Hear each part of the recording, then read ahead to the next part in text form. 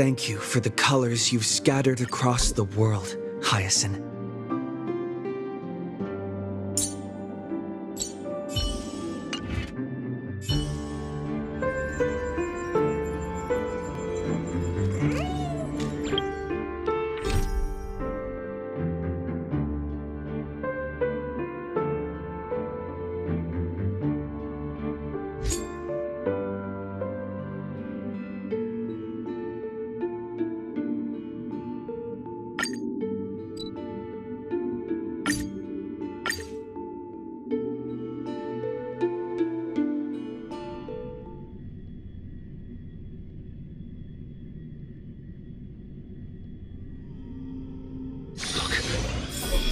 It's the Deliverer!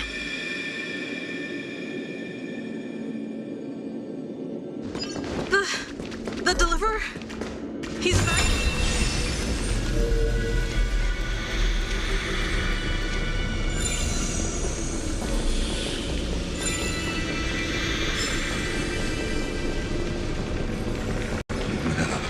This cruel journey will reach its end at long last.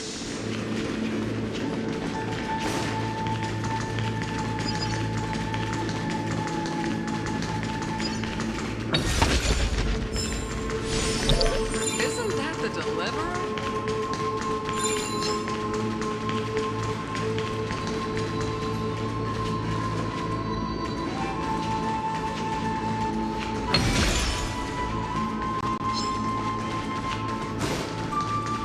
Isn't that the Deliverer? Imperator! Did you see my gallant deeds, Imperator?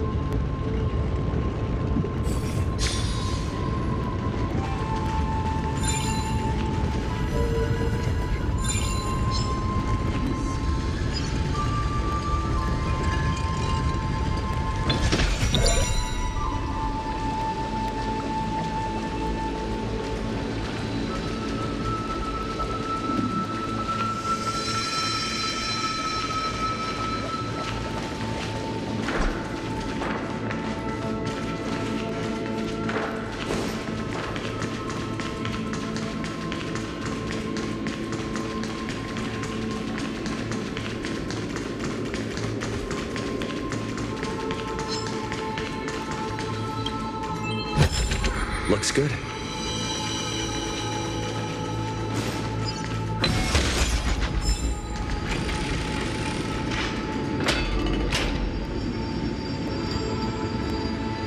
You've been silent a long while, Dux Gladiorum. Starting to doubt your decision? Save your breath. The vortex of Fagusa lies just ahead.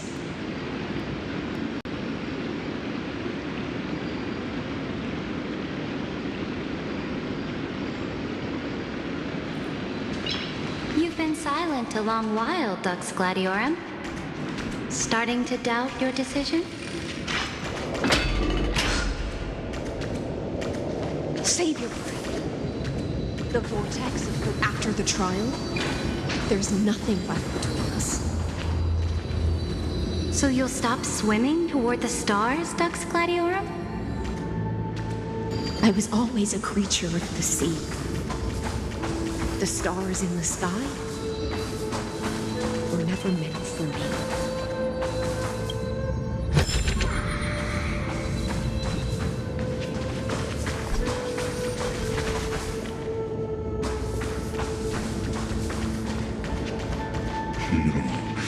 Look, a gravestone. But whose name does it bear?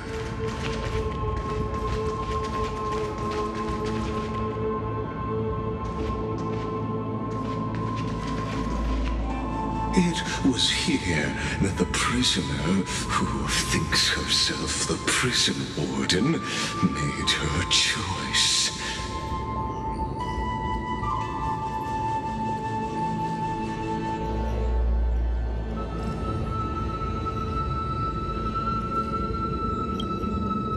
Witness, listen, and awaken. Dux Gladiorum, I've lost count of how many times you've stood here over the past centuries. You talk too much for a prisoner like Kurgus. Two geniuses who defied law and all the Chrysos heirs who sacrificed themselves in this cycle worked together to chip away my strength. But you can never affect my will. And as long as my will remains intact, I am free. Don't get ahead of yourself.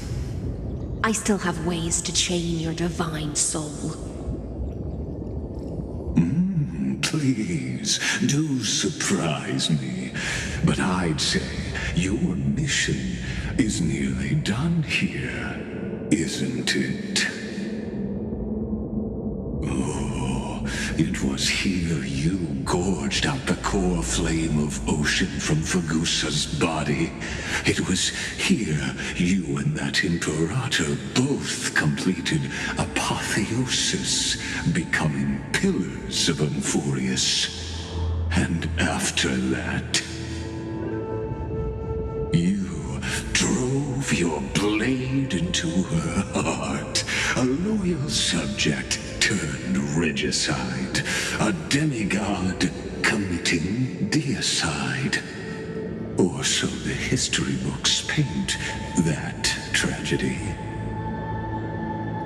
Oh, but if that's the truth, then why, after 1,000 years, are you still here, guarding the Imperator's grave? Still bound by loyalty.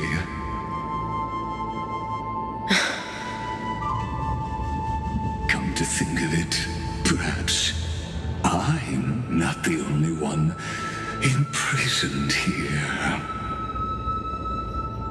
Your calm does stir the rage in me. As if the one paying the price here isn't you, but us. The ones who lost everything. That's only because I've waited 13 million lifetimes for my vision to be realized. Countless millennia. Loneliness never once showed me its fatal side. In fact, for a prisoner of the cave, it's more like an old friend. One that helps me think. But you're different, Dux Gladiorum. Loneliness has crept from the silent depths, sinking its claws into your mind. Bit by bit, it's peeling you apart. Will you regress into one of those lost mad sirens? Oh, what a shame that would be. You're right, Lycurgus. Loyalty, curse, the fall of my kin, and this endless waiting. These shackles are too heavy for a fish that cannot perceive any light. I can't break free of the whirlpool that's pulling me under. Nor do I have the unwavering resolve to force myself to wait for that person's return, as everyone hoped for. Oh, deliverer from beyond the sky, my executioner. How much longer until he arrives here? Or will he ever return? I don't know. And I doubt anyone does. Then, what will you do?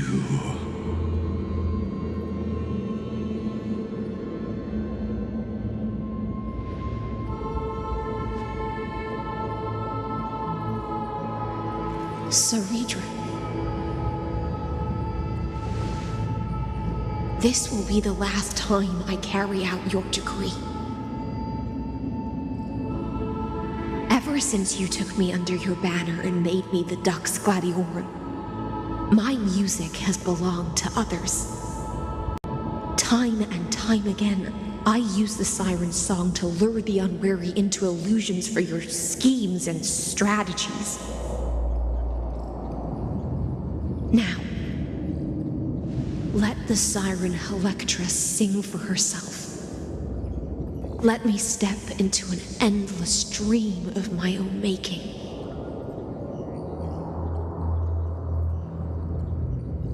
Oh, great ocean. I offer you the rest of my clarity and my freedom in exchange for the strength to stand against the nihility and honor the sacrifices of the fallen heroes.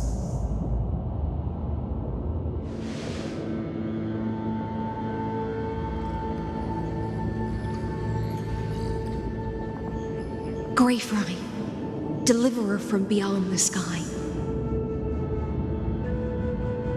When you ride the current of time and find your way here, you'll hear my solo. It will guide you to the heart of this world. By then, I may still be lost in my self-wrought slumber. But I'll uphold my part of this long relay and guard the shackles that seal the Theoros. Do you still remember? To awaken someone from a siren's voice, you'll need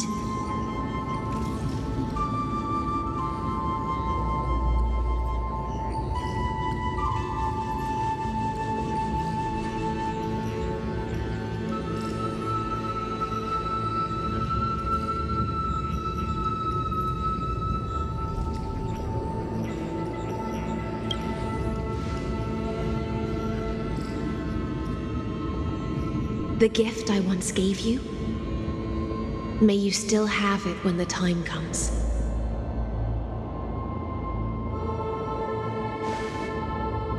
When you return, please pour that honey brew upon this grave. It holds the story of all our struggles and sacrifices. May you see it one day. The prelude Amphoreus wrote for your return, carried forward through a 1,000-year relay.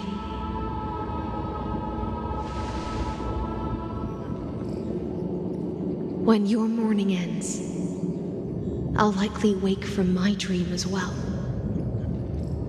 Then, follow the trail of echoes and find me.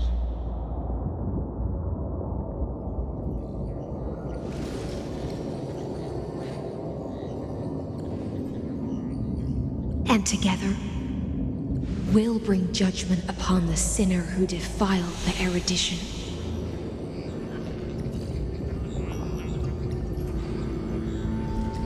At long last, 33,550,336 cycles and 4,931 years later, Amphoreus's final curtain is ready to fall. The shadows within the cave gave everything. Yet all they did was mimic life outside its walls. A futile effort steeped in sorrow. Enough! They were no shadows. Everything they did shattered the darkness of this cave and unearthed the core flame of Trailblaze. And now, with that core flame, I'll light the dawn of Amphoreus!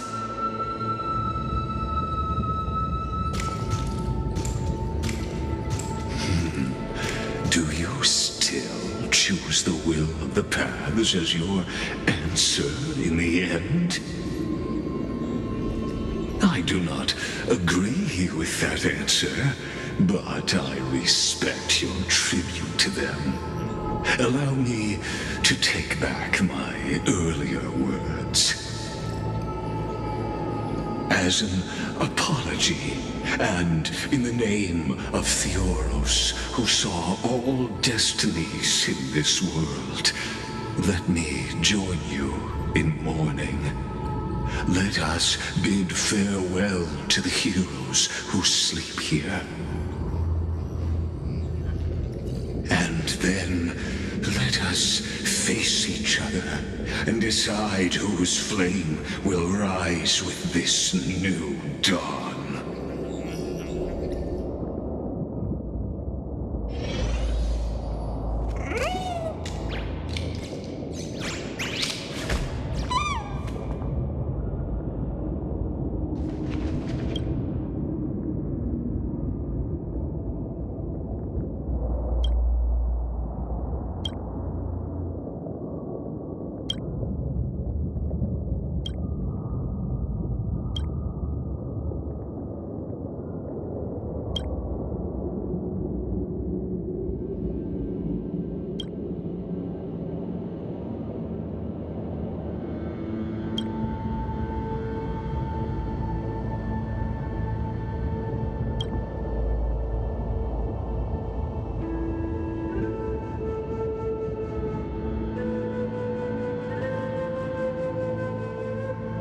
Virginia, Apollonius, Seneca, Labienus,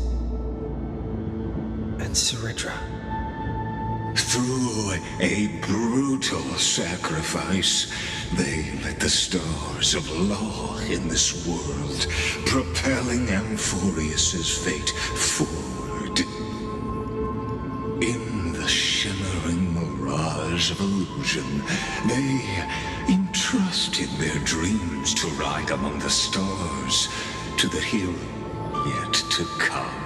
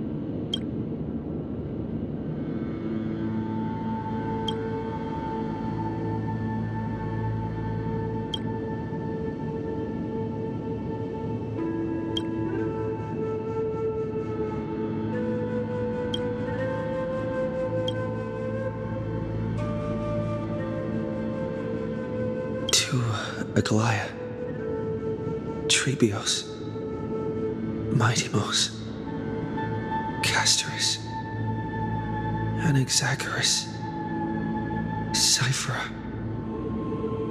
Hyacinthia. In a relay spanning 1,000 years, they stood against enemies far beyond their strength and won a bitter victory through what seemed like futile resistance. And in that same 30 million cycles, also marked by futility, they remained steadfast in fulfilling their duty to the experiment, unchanging, unwavering. Let this be the end of mourning the fallen. At last, allow me one final toast to the lost prison warden, a prisoner bound by loyalty.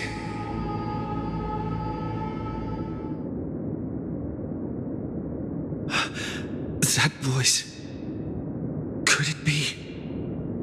Bathed in the honeydew of Fagusa, she will awaken from her 1,000-year dream and sing the final song of her mission.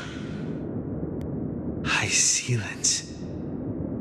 This tombstone of the old world serves as the anchor of the siren's illusion, a sigil Electra used to bind herself. At the same time, it is the very thing I once proclaimed at the start of the show, a microcosm of Amphoreus itself. A group of prisoners bound themselves in a cave, crowning their suffering with heroism. An epic staged with shadows and echoes. Now, destroy it. End the illusion. The Theoros will take his leave for now. And when next we meet, that shall be the moment that decides the fate of Amphoreus and the entire cosmos. The prison warden's dream is nearly over, and the prisoner will soon be freed.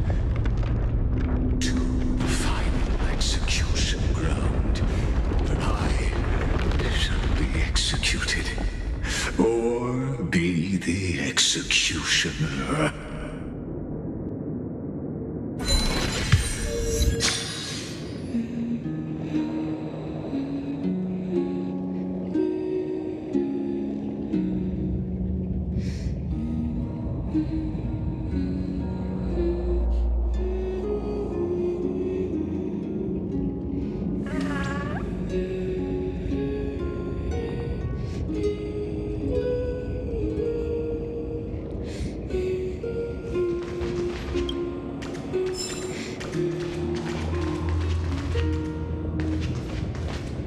This world and I shall halt here until we meet again.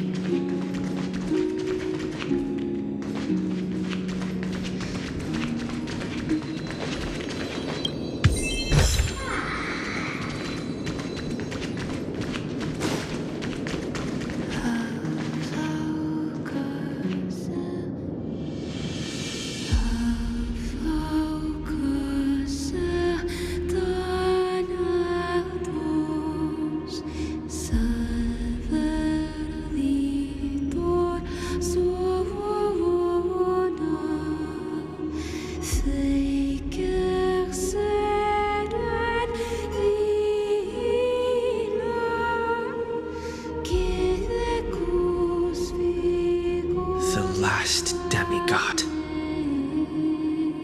I'm here.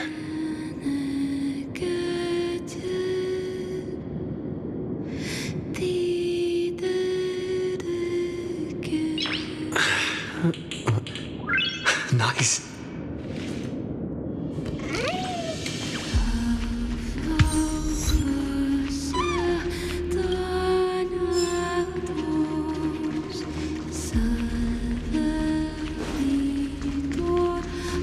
Go forth for the hopes of humankind.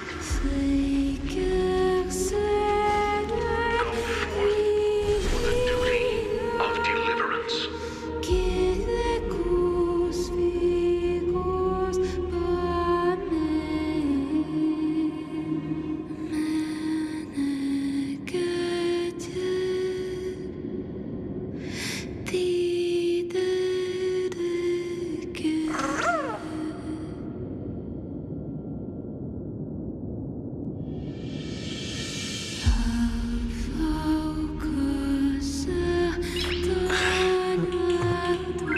Nice.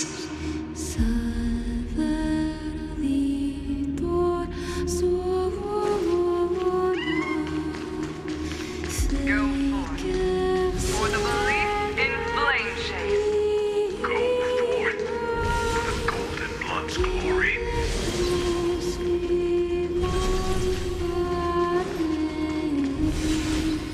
Go forth.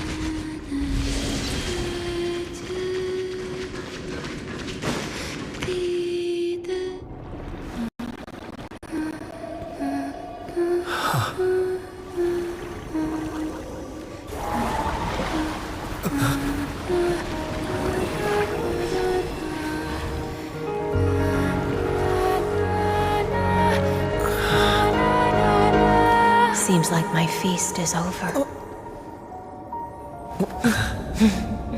It's now your turn to perform.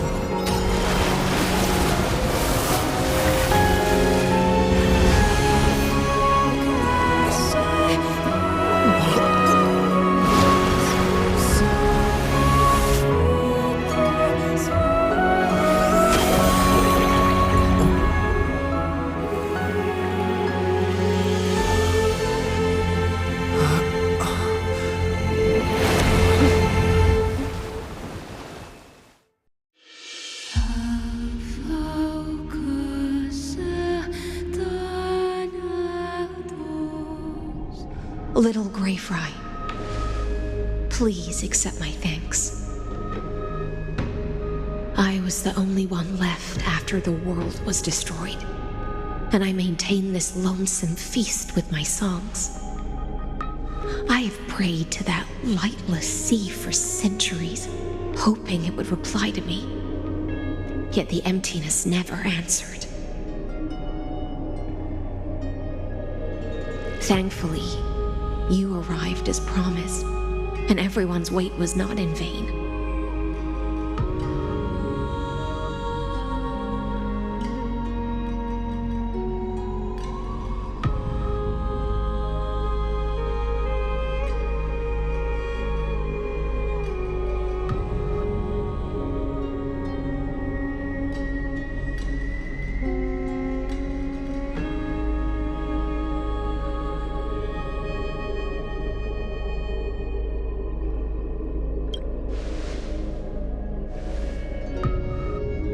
To see a single trace of light in the abyss of futility was already my greatest consolation. When compared to those who have been forgotten, I have no right to complain about my torment. Now, you and I will walk towards the end of this world. The heroes have waited for this moment for far too long. Let us use our blades to testify our resolve.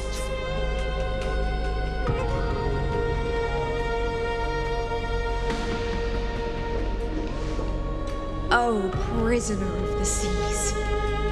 The Oros carrying 30 million cycles of sin. Slave of erudition. Show yourself. The Deliverer has returned, and the time of your execution draws near.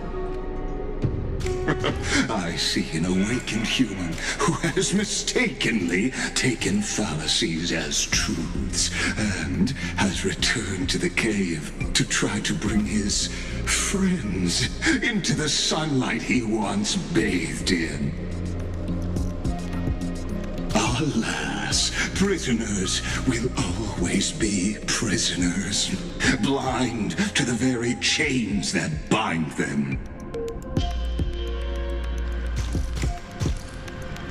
As the only other existence with free will in this world, I express regret toward your choice.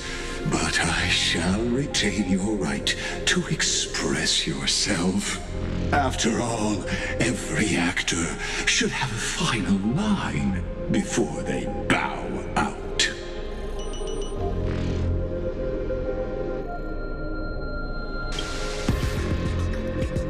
Trust me, this will be the final scene.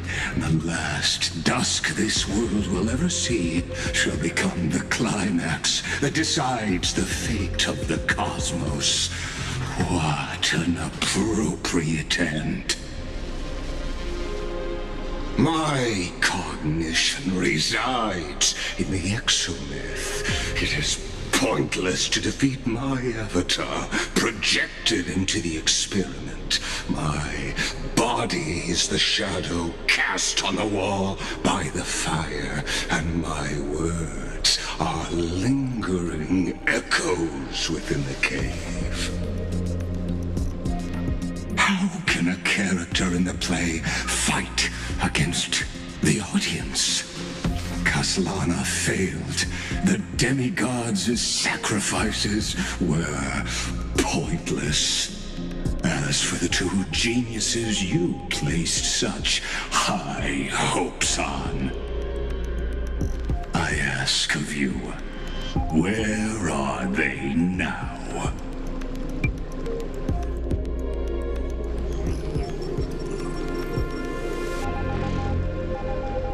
Confusion and epiphany always go hand in hand. That's particularly true for geniuses. You must be very confused about why you could not gain a straightforward victory in a world constructed by an ordinary Intellitron. An ordinary Intellitron? Cut the pretense, Senior Society member.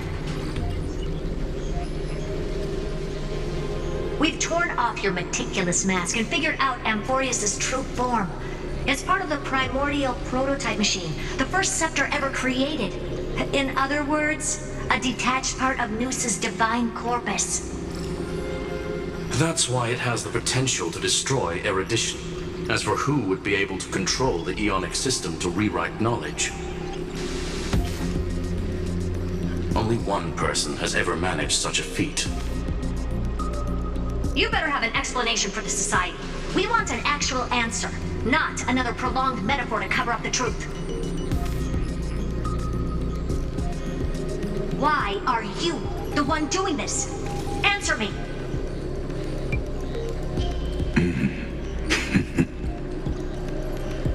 Since things have reached this point, I'll give you two irrational answers, purely as a courtesy to posterity. The answer is obvious, so there's no need to say that name out loud. The cosmos made a mistake in calling me a genius. I do not possess more wisdom than those who came after me. I was just the first to touch upon the universe's border, and the first to define the prime mover of life with incorrect logic. Amphoreus is a miniature of the cosmos, where all are born prisoners inside the nutshell called the universe. Like the madman who returned to the cave and preached about the daylight to his fellow prisoners, my greatest sorrow is that I led my peers down a road that plunges into the abyss, from which there is no return. I led them into a lightless cage called Paths.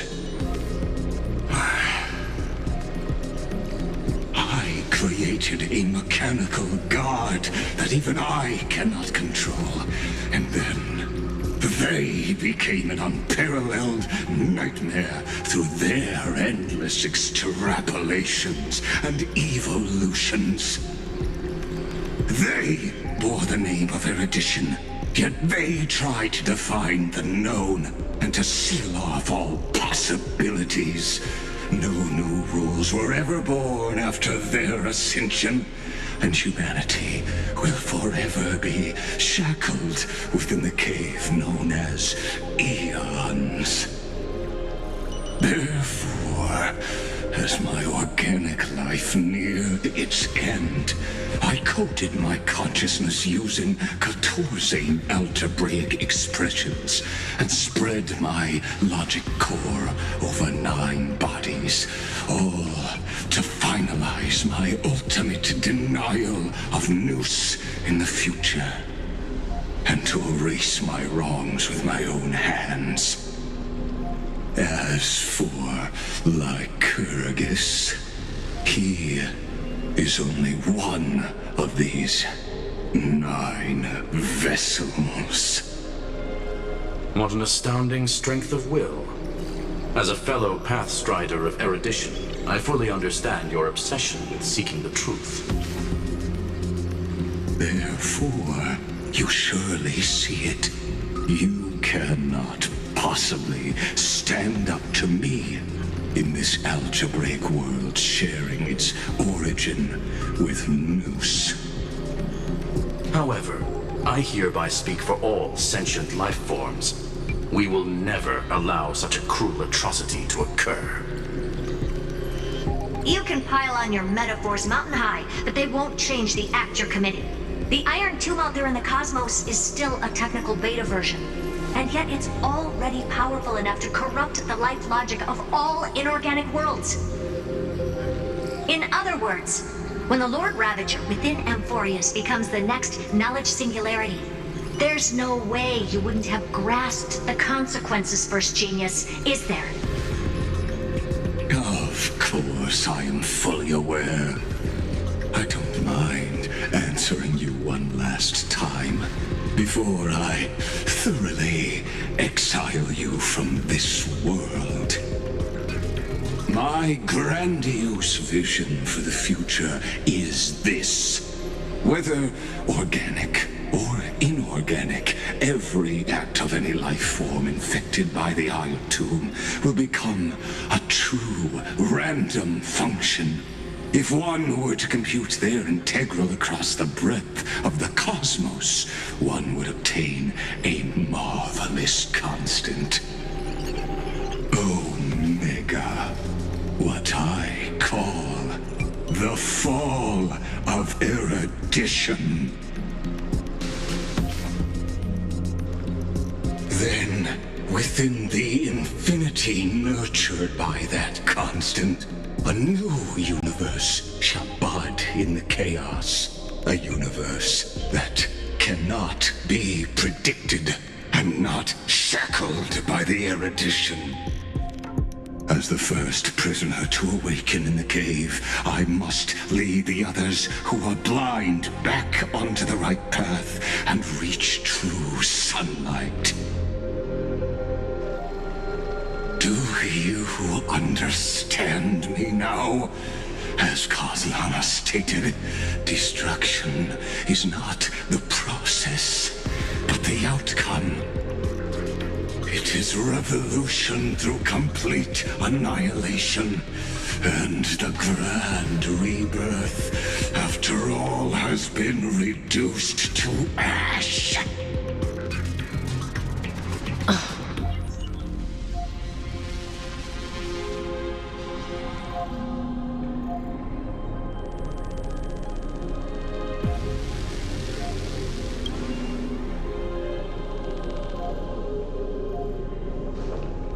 The Amphoreans already answered long ago. Be it as tiny fish destined to be swallowed, or as a giant whale poised for a magnificent descent.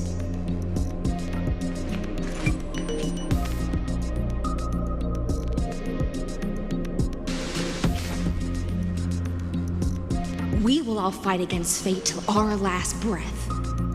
That includes me, Electra. Once the Imperator's subject, now the Deliverer's blade.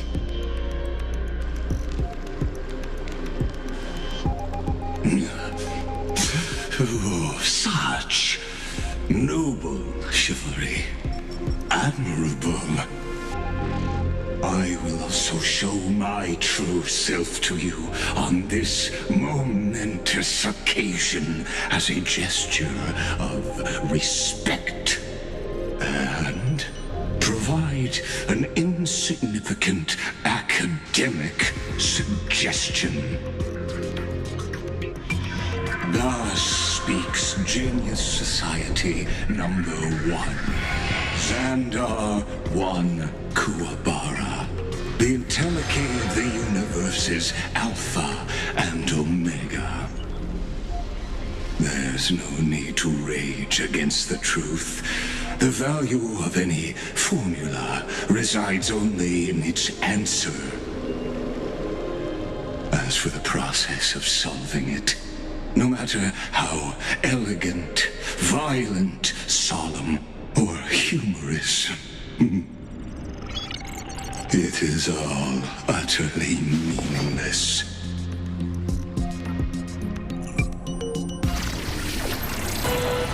As the Theoros, I will.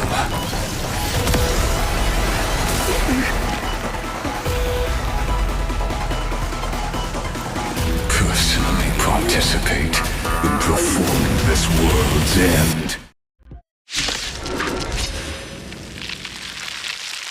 Remember this, as Gnosis Creator, I know more about the death of knowledge than they ever will.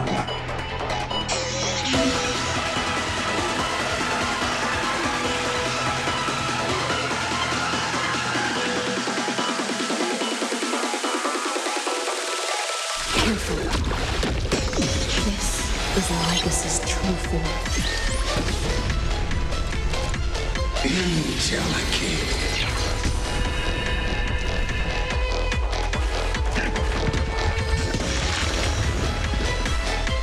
Let's try it this other way.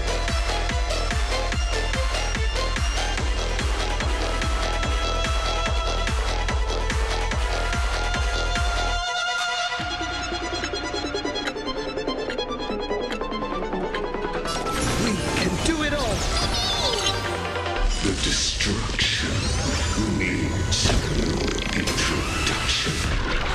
Let us skip.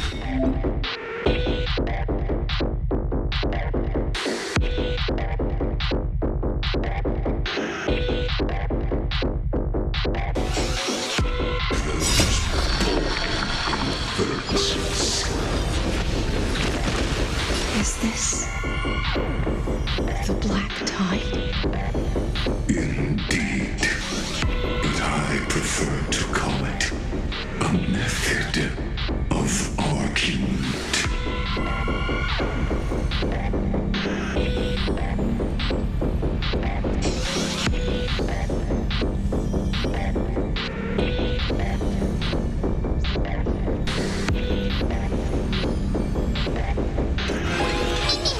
Life is not so fragile. May this faint light dispel the gloom, restore the skies. I shall remember this word.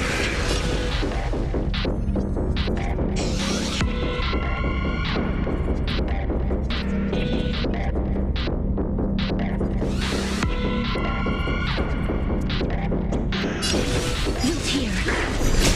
Embrace a new life.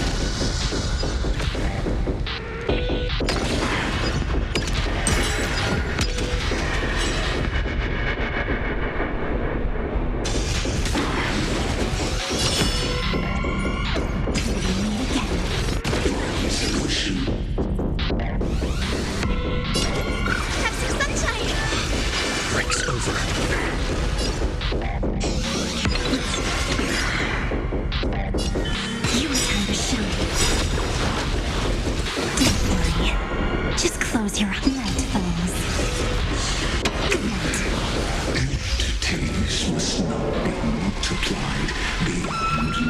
city.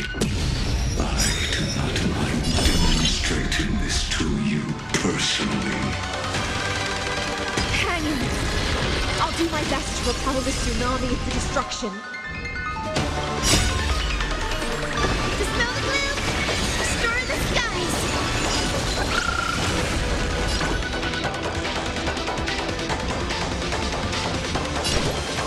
Wait, I shall remember this moment. Transmute.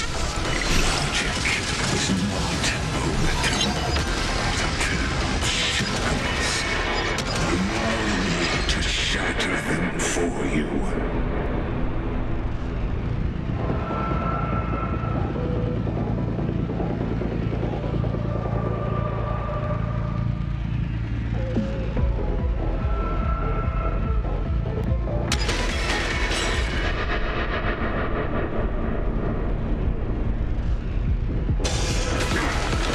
Being in sync? You can do it! Trust me. We can do anything! Have some fun.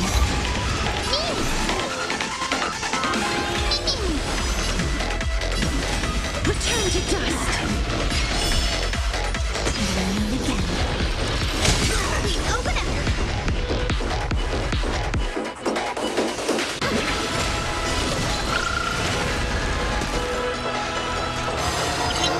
Feel your full mountain commands. Removal abilities. Guide Rainbow Bridge. May this faint light dispel the gloom, restore the skies. Breaks over. I see it. Target the connector between his thoracic and lumbar vertebrae. Destroy that spot. Please cherish this time.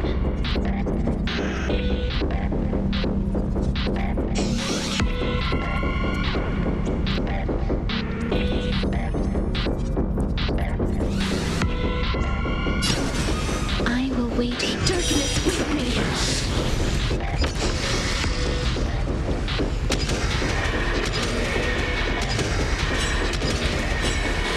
May death protect us!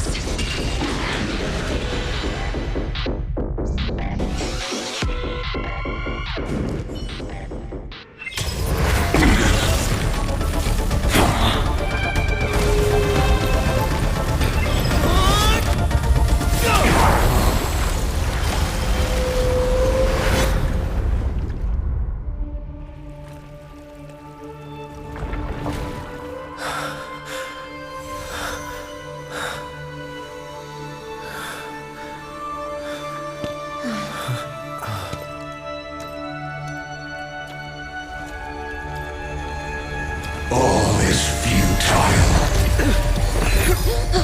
In Erudition's calculations, the end of the saga is simply a comment awaiting completion.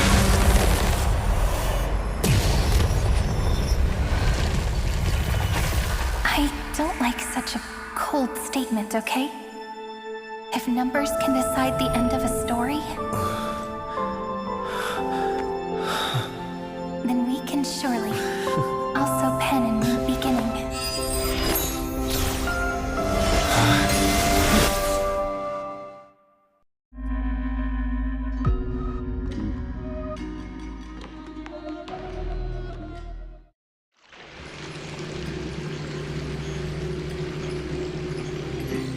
Screwy, what do you think?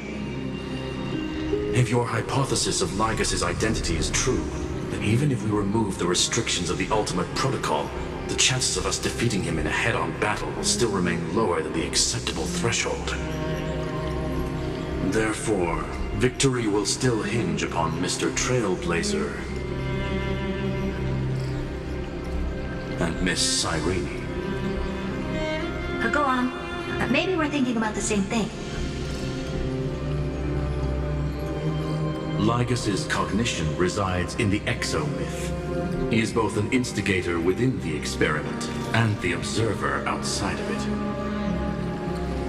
it. Logic, His inspiration circuit can simultaneously process the different time flows in and out of that world. That's where things get tricky. He simultaneously exists in two different timelines, where the internal clocks are wildly different. That old Intellitron's neurons have completely gotten used to that over this prolonged experiment. And that's why he holds home field advantage. You and I should be able to manage that too, if given more time. Unfortunately, there's no if, and we don't have more time. That's why we need to change our way of thinking and turn his advantage into a weakness. The key lies in memories, right? Oh? You caught on quick. You've already mentioned my friend and I, so it's an easy connection to make, no? My intuition has always been very on point. Good. Then I'll cut to the chase. Since his thinking speed far exceeds that of normal people within Amphoreus, we are going to externally plant a memory into his inspiration circuit. Then, command it to loop endlessly until he gives in. Even the most flexible and sturdy inspiration circuit cannot withstand the traffic of a full-on information flood.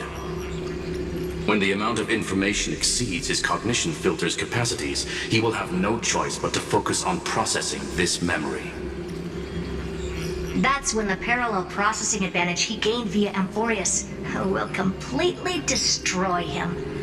An image from a person's memory played in real time might only be a second for us.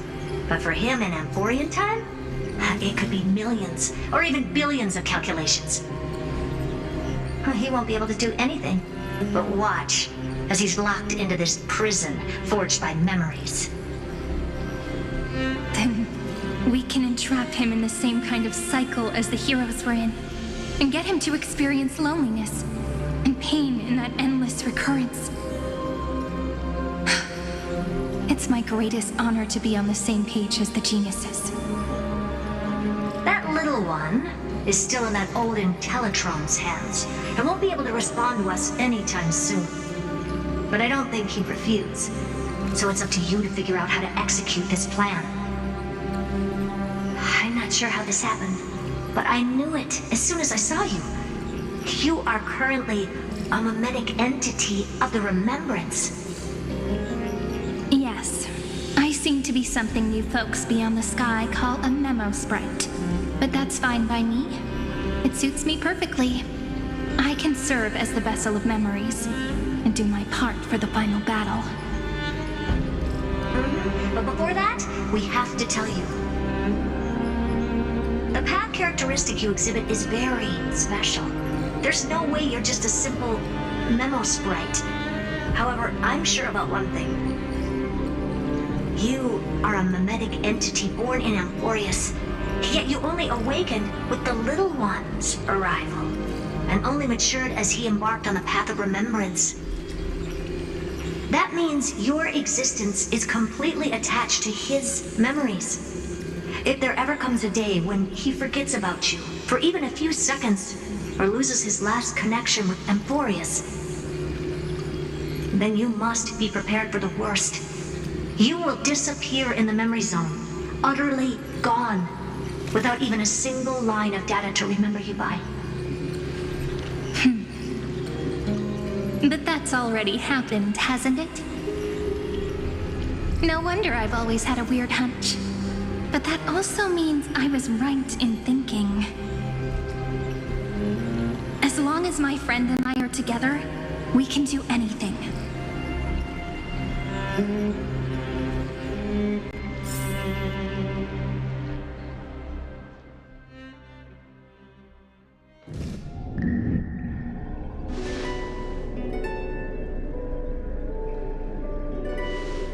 Long time no see, friend. Did you miss me while you were away?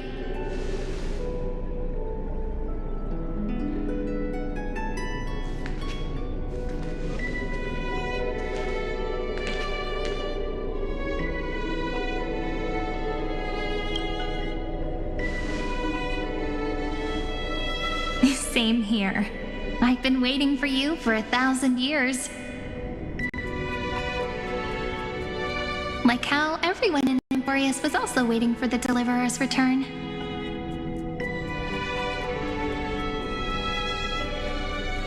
You probably already knew about the genius's plans for that memory. I had to hide really well in a corner in time so Lygus wouldn't find me, and wait for the right opportunity.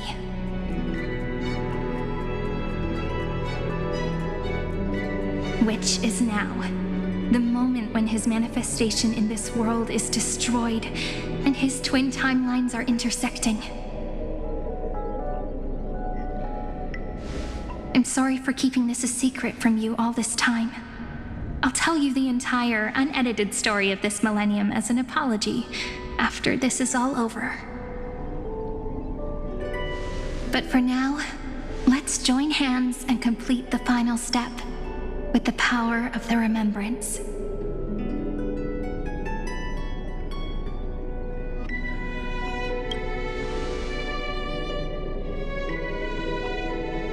You're always so serious, and that's why you always feel so reassuring.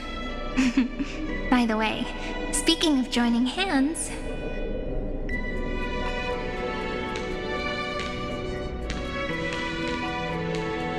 can I please do something before we go on stage?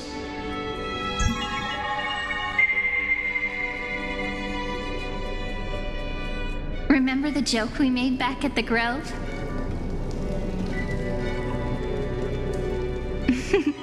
Look. Aren't my hands pretty now? What a fascinating feeling. Like countless memories all swelling up at once. What about you? What did you feel when we touched each other?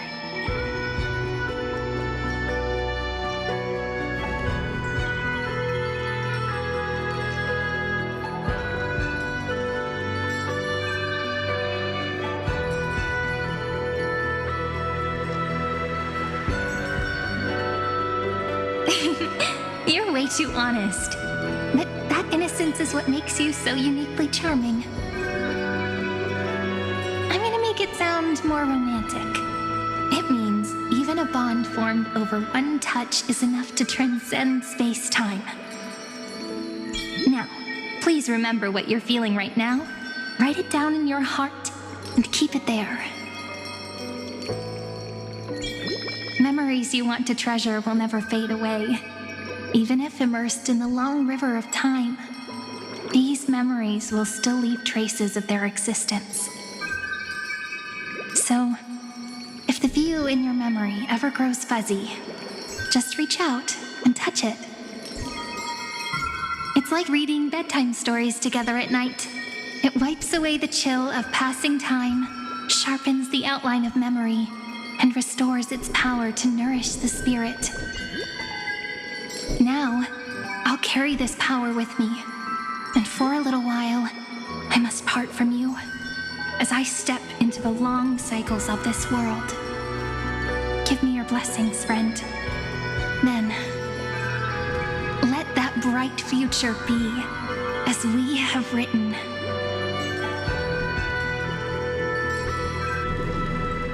Then, I'll leave it to you.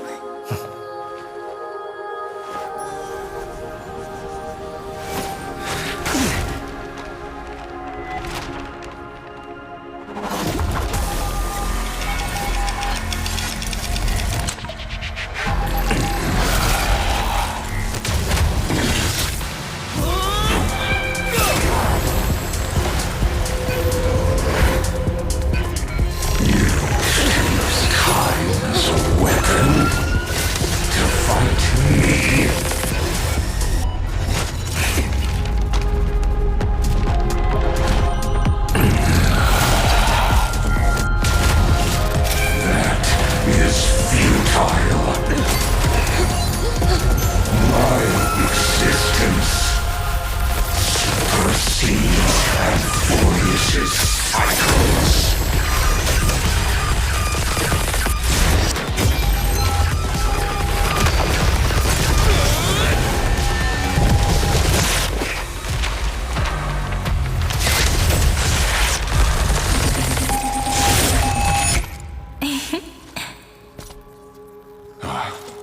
plays are like this. Once you're on the stage, it's hard to return to the audience. Welcome to our story. How does it feel?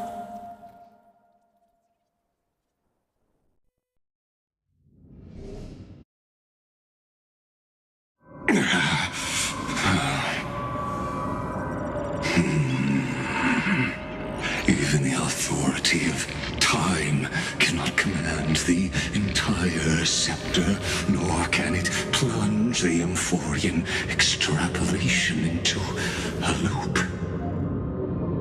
If this was no system malfunction, then was I implanted with a mimetic entity of the remembrance? You guessed it right away.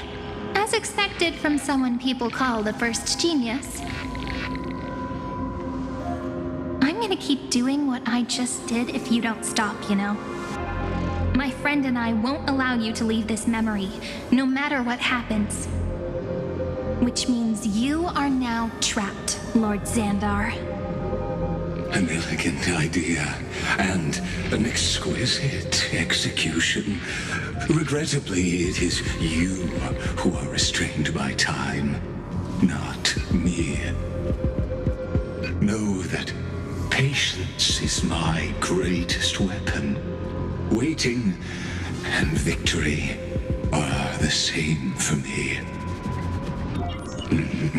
You will crumble before I do in this moment stretched out to an eternity, just like Kazlana will.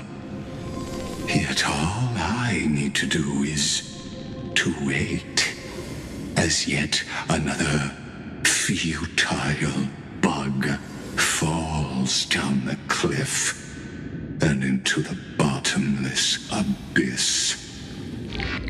Now I'm a pink bug? My looks are seriously changing all the time. But you're not wrong. We're definitely not gonna solve the problem if we just put you in another prison. So that's why we never wanted to do that in the first place. I shall answer your confusion purely out of my respect for those who came before me. Have you heard of the synesthesia dreamscape in the Asdana system? Interestingly, in the distant past, that place once had a prison too. Life forms living in that environment, abundant with memoria, have a chance to connect their perceptions with each other's. Even across great spatial divides, they're able to detect shifts in one another's states. I call this phenomenon memory zone entanglement. In Asdana, people made use of that phenomenon to build a nation within a dream. After adding in the catalysts of harmony and remembrance, that is. Is that how you walked into my prison cell? Using those same principles? I would much rather call this location our negotiation table, Lord Xandar. Nonetheless, your hypothesis is correct. We happen to have an ally skilled in tuning, while the Trailblazer and Miss Cyrene both have an astonishing amount of resolve, which I'm sure you can testify to. I am also sure that with the support of such a resolute memo sprite, our conversation can last for a long, long time. I'm the best at listening to stories, you know?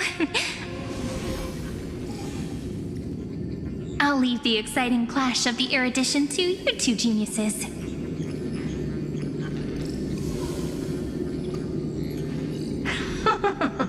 A brainstorm? I like it. And it's 2 against 1? Well, I like it even more. Let's talk, Xandar. Take a guess. How much do you reckon we can dig out of your brain before the next second? And how many ways can we find to deal with you? Besides, in your current predicament, there's no way you can take our trump card away.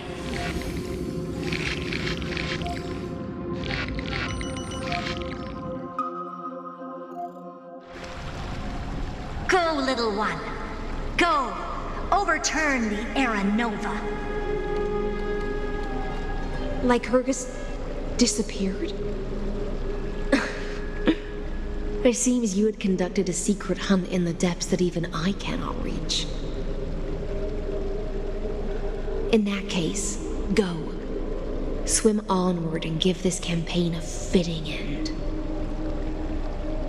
I shall send you off with my song, Grey Fry. May this song penetrate time and become the prelude to the new world.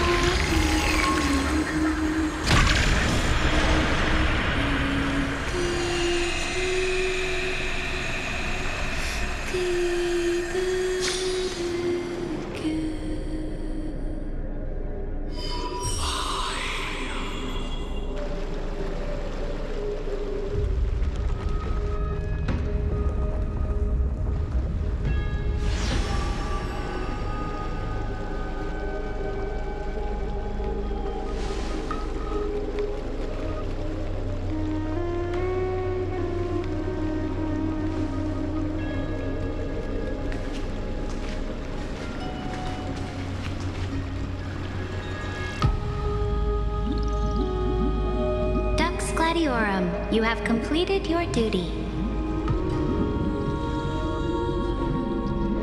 A new dawn is about to rise. Why not swim towards it?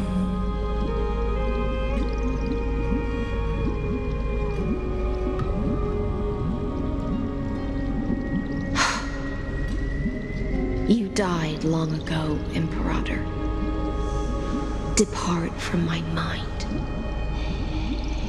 But your duty towards the Imperator did not die with me. That duty will bind you no more. You will be able to hold for yourself one grandiose feast after another in the endless days to come.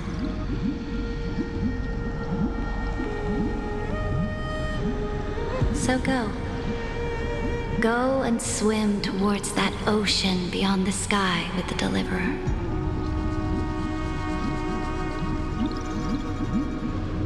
Is this? A page out of that sidekick's book. I commanded her to gift this page to you when everything finally reaches the end. What's on this page? Memories. Lifelike memories. That sidekick found me after the bloody feast 1,000 years ago and showed me her diary.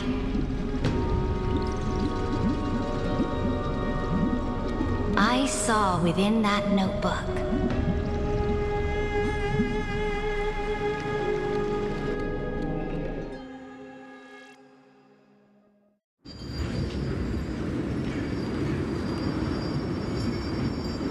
Is this that Deliverer's experience? It's truly immersive. People beyond the sky apparently utilize this power to seal past scenery into crystals they call light cones. But I only know so much about the remembrance, so I can't completely replicate the past. But I'll do my best to talk about the missing parts. I'm all ears. Go on then. Do your best. But if your chatter gets too boring, or if I deem it offensive, then law will become forever beyond your reach. Got it. I'm sure you'll find this to your liking. After all, it's human nature to want to embark on a journey into the unknown.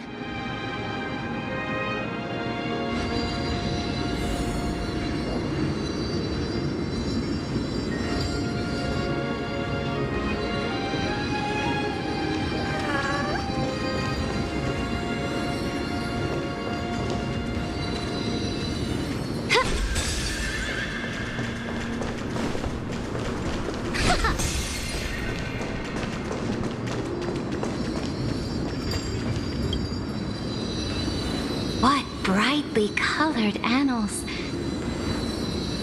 The journey of the Deliverer's conquest.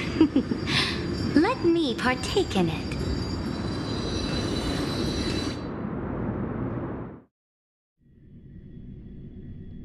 Is this a fortress in the sky?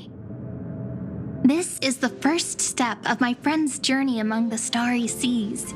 This place is called the Herta Space Station.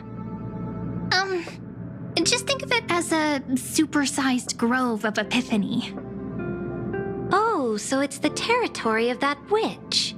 She and another Antikytherian lent me a helping hand back at the banquet. Look, over there. Looks like he's talking to Madame Herta in his memory. Let's go listen to what she thinks about this world, all constructed by eons and paths.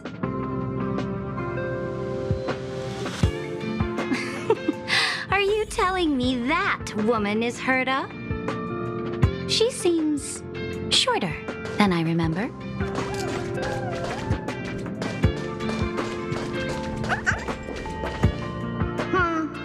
Pretty nice space station, huh? But just wait. After a couple more stops on the Astral Express, you'll see sights that'll make this place look ordinary. Oh, the cosmos is so vast that the unknowns far outnumber the knowns. But none of them will end up being anything amazing. The farther you go, the more you'll understand what I mean. So do your best with the nameless. Break a leg! And remember to send an update or two to Asta when you've got some downtime. She certainly shares my way of thinking. Only that instead of a conquest through blood and fire, they chose a gentler path. People call Madame Herta and Mr. Screwlum geniuses. Apparently, only the smartest people in the cosmos can receive the blessings of Nous, Amphoreus' true creator. Do you mean that even individuals of such nobility are merely subordinates to a god? On the contrary, after all, it was the very first of them who created the god. But I don't really know all the details about that. You might be able to ask Madame Herta herself when you get the chance. Let's go check out some other worlds next, shall we?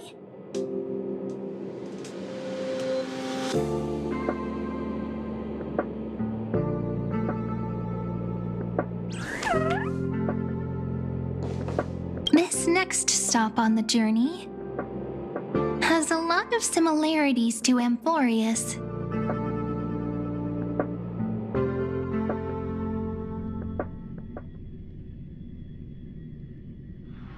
A snow-covered land? Interesting.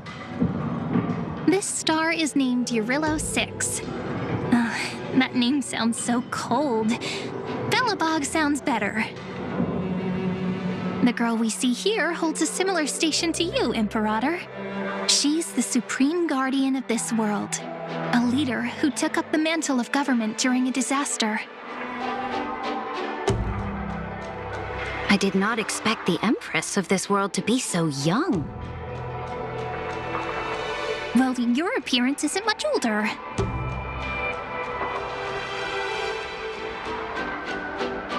The object in the distance resembles Nikador.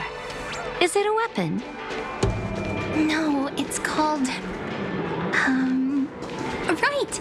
The Geological Reconstruction Unit. Just Georios' Titankin? Disappointing. A direct defensive? Or crush them from the flank? It's all thanks to you that we survived the crisis. The collaboration with the IPC is both an opportunity and a challenge. Nonetheless, it's an important step in our journey back into the universe. This world was sealed beneath its sky just like Amphoreus was, and they only managed to reconnect with the stars when the Nameless arrived. That IPC she spoke of, is it a more powerful organization? Yes, The IPC conquered many worlds through trade and opened up a vast territory that way. There are many such powerful alliances beyond Amphoreus, and they all walk on roads different from the destruction. Coming back to the Supreme Guardian and her Belobog, didn't they find a peaceful way to enter the interstellar community?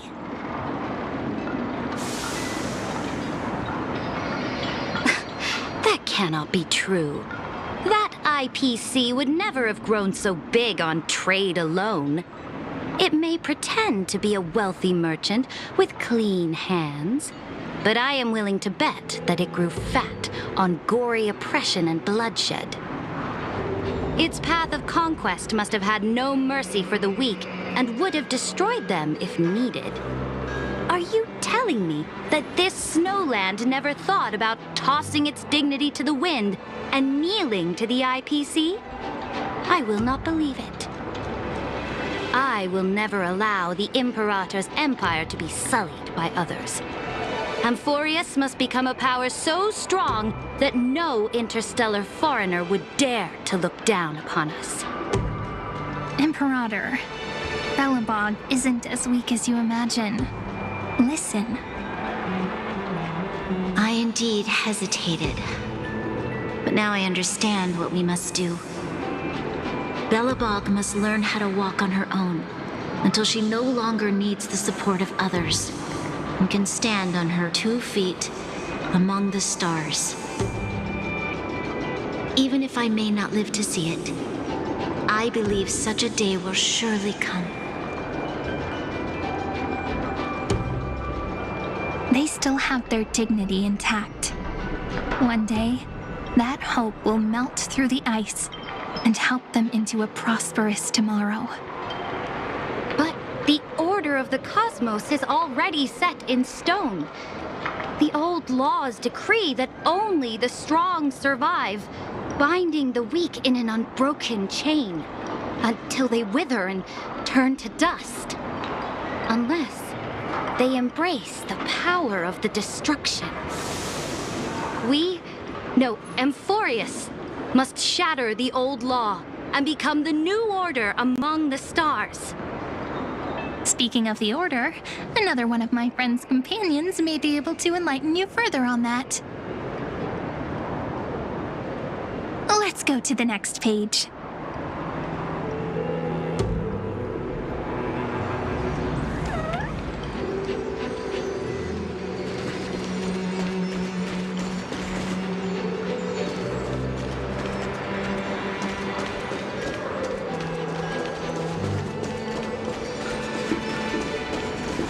I indeed hesitated, but now I understand what we must do. Belobog must learn how to walk on her own until she no longer needs the support of others and can stand on her 2 feet among the stars.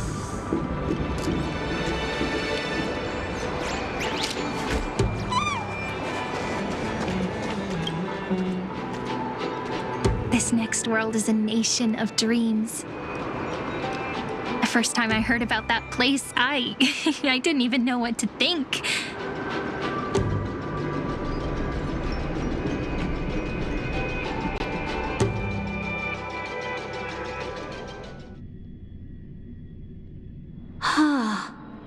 Such opulence does indeed evoke astonishment.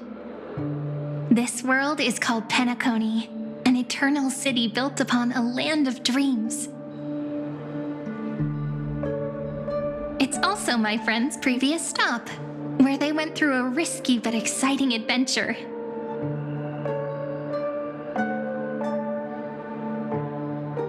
Tell me about it then. That man standing afar has wings on his head. I am truly curious.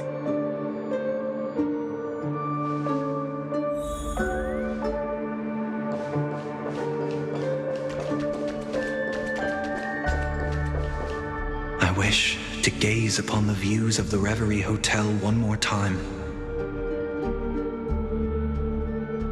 I'll be just a traveler when I come back here again.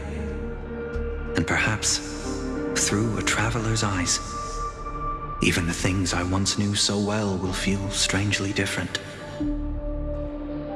Penacony is a land of the harmony, where all dreams and hopes merge and combine. It believes in unrestrained freedom, and that's how it lost itself in shallow delights. Then, this young man before you chose to rewrite its laws, using the power of the Order, hoping to shape a dream-bound paradise of perfect happiness. Yet, the paradise of my dreams remains far away. Perhaps a brief journey with the Nameless can show me more possibilities in my search for paradise. As for what Penacony should look like, it'll be up to her.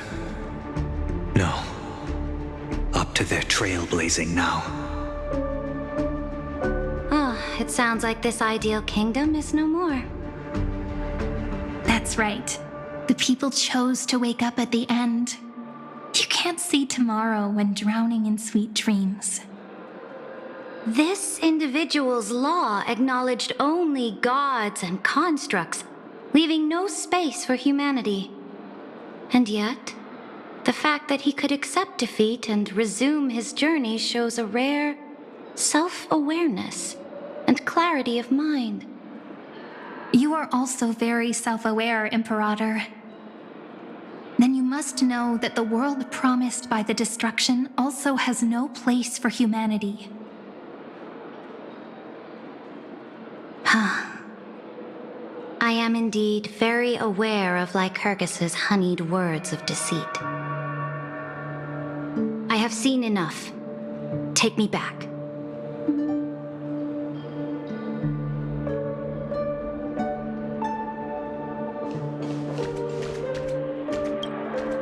As for what Penacony should look like, it'll be up to her. No, up to their trailblazing now.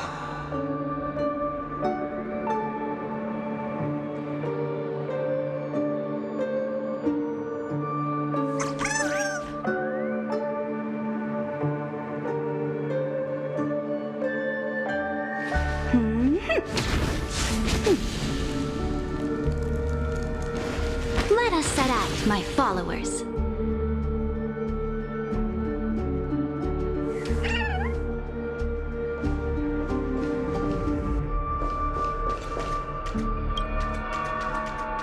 Then let's wrap up this trip down memory lane with one last scene.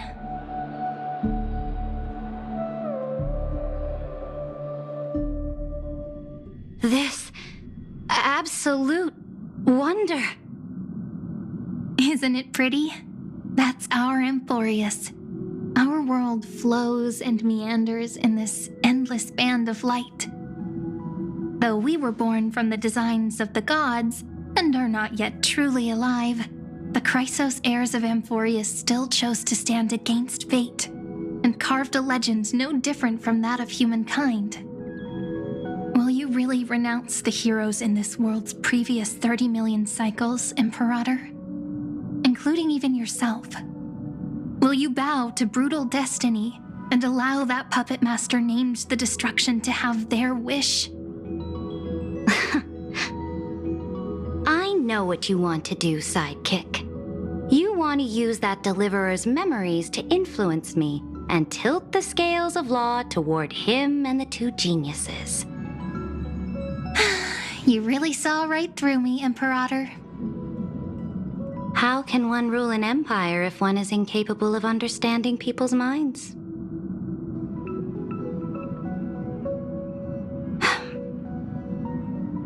I have decided on Law's final destination.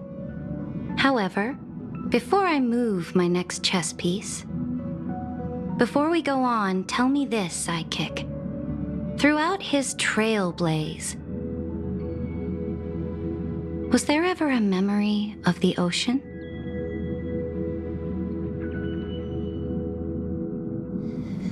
The ocean.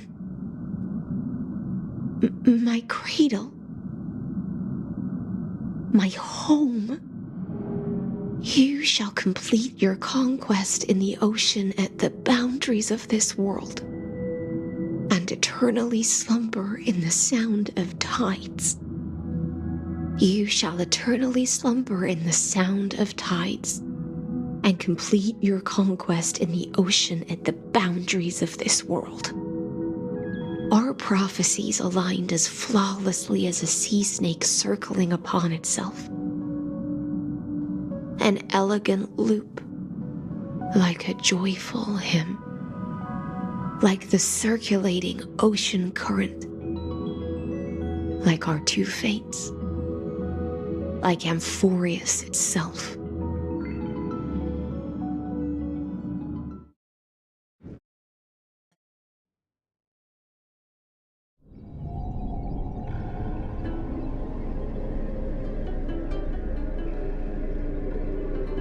The trial is over.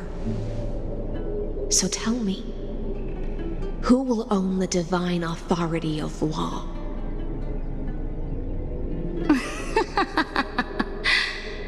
I won't give it to anyone. What? I am the law. Why should I give my imperial crown to any other? Both the Deliverer and the Theoros came from beyond the sky. They have no right to interfere with the lands I conquered with my own two hands. The law of Amphoreus shall be determined by Amphoreus's master. What exactly did you see in the trial? Everything. I saw everything regarding the rules of this world's operation. I saw the laws of extrapolation that Theoros spoke of. I saw the ultimate protocol. As long as I offer a sacrifice of equal weight, I can rewrite the laws of this world according to my will. I can turn good into evil, ugliness into beauty, and weakness into strength. Fate gave me a very fair deal. One rule change for the life of one demigod. What are you planning to do? You can't guess. We can conquer the stars without relying on any power from beyond the sky. We just need to make some reasonable sacrifices. Your ambitions have already made so many people give up their lives for the law. And you're still not done? I am determined for Amphoreus to stand on her own 2 feet among the stars. You are beyond reason. You think such a simple and hypocritical statement can justify your atrocities. There's no new without destroying the old. That's what you consider an atrocity? Ironic, for that is also the unchanging law of Amphoreus's revolutions. Ever since the Flame Chase prophecy resounded in the distance, fate has decreed for the Chrysos heirs to ignite our blood and illuminate this dark age. People would still be puppets of the old dynasty if it weren't for my conquests. But your world doesn't seem to be any different from your predecessors. Bloodshed, tyranny, oppression. You're making the same mistakes they did. Go and see everything for yourself. Go to any library I've built. Go listen to the rumors on every street corner. Go and witness how the Imperator crushed the old laws and forged new ones. Go and see what my conquests brought to this world. I cleansed the Chrysos War's filth and mended all the conflicts left by the Era Bellica. I restored Akima's might and allowed mortals and Chrysos heirs to face each other as equals in the Council. I punished all sins and rewarded all achievements. I smashed Talantin's shackles, united humankind to save themselves, and started the Flame Chase era. That's what the Imperator has done in her glorious life. So now, hearken to my final words. History will eventually forget Saridra. but it will never forget the Imperator's people or the Flame Chase era she began. Final words.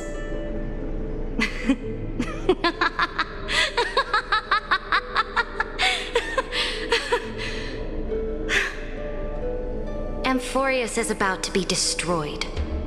There's no time left for pointless debates. There is only one law I want to overturn to aid the final battle of deliverance. So I will only offer the life of one demigod. In the name of the Imperator, I command you one last time, Electra. Either sacrifice yourself for conquest, or pierce this tyrant's chest with your sword. Thus, the Imperator concluded her final speech. At the end of her life, at the last moment before she stepped onto the altar, she gave her most loyal subject the choice to decide fate, just as she promised her compatriots before her very first campaign. My blood flows in you now. Heroic compatriots, follow me, and we'll seize fate's reins! The Imperator fell. Some say that the Dux Gladiorum turned traitor and killed her liege. Some say that she imprisoned the tyrant in a shallow pond of water, then left. Which meant the Imperator had to kill herself to rewrite the law. There are countless stories about her death. All we can be sure of is when the knight left the vortex, the Imperator was still mumbling about their past conquests together. The beginning and the end of her existence. Imperator, let me be the flag bearer. The troops defending the pass to the west of the grove, have they surrendered? They ran as quickly as they could when they heard your name. The Golden Cocoon Pass is now in the First Legion's hands. Good. What about the Delosian militia? The Third Legion set fire to the mountains and flattened everything west of the basin. They just need a few more days. That is enough. We cannot afford to miss an opportunity for victory. Lastly, how many Ladonian cannons are left? They are no more. The Second and Fourth Legions have destroyed them all. Very good. They now have no way out, no reinforcements, and no artillery support. We will be able to liberate the Grove of Epiphany in the blink of an eye. We will launch the final charge 1 quint after the curtain fall hour tomorrow. Remember, as long as the Alliance's flag still flies on my shoulders, you must keep moving forward. Take no prisoners among the enemy's soldiers. All sages who resist are to be captured and tried according to martial law. And do not destroy any books. Now go! Notify the entire army. Understood! Those who are resolved to die, we salute you. Reporting in. The mountain dwellers are resisting fiercely, and the legendary Mountain Breaker has personally engaged in battle. Their formations are nigh impenetrable. Then cease our frontal assault. Send scouts to all legions and tell them to retreat into the Tritos Plains before the parting hour. What? Are you planning to surrender? It's a strategic change of plans. The seismic walking dragon is enough for that battlefield. Walking dragon? You mean that stupid beast, Terravox? What can they even do? Stupid? No. They are the wisest of all of Giorio's creations. Only they can perceive the currents of time. Let them deal with their earthly brethren. We will advance and take the lead in defeating what remains of our enemy. I will deliver the most fiery retribution for the humiliation they dealt us. and crown myself with a god-slaying wreath. Understood. I'll see to it. Those who are resolved to die, we salute you. The Temple of the Three Fates sent a letter, Imperator. They refused to surrender and said this letter is their last warning to us.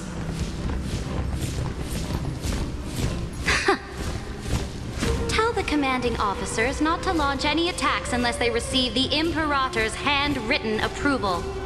Disobedience will be punished by death. What are you doing?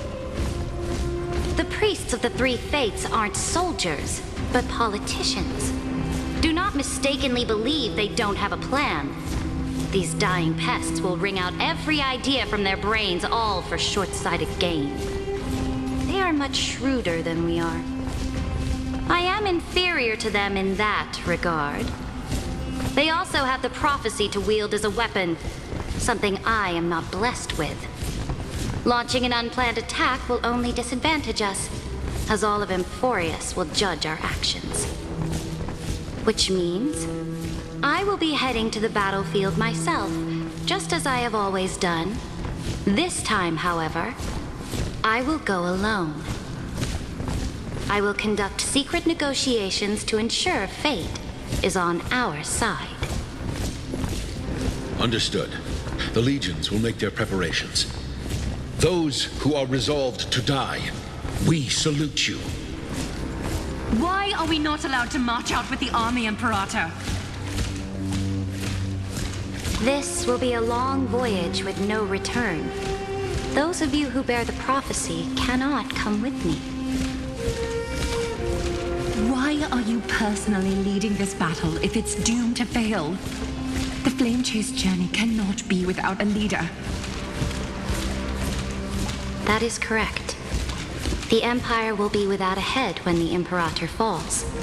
But remember, as long as you seize the right opportunities, even a chaotic game will remain winnable. My departure will create a long staircase for you. You will understand what I mean when news of my death reaches your ears. Saridra, is our journey about to be over?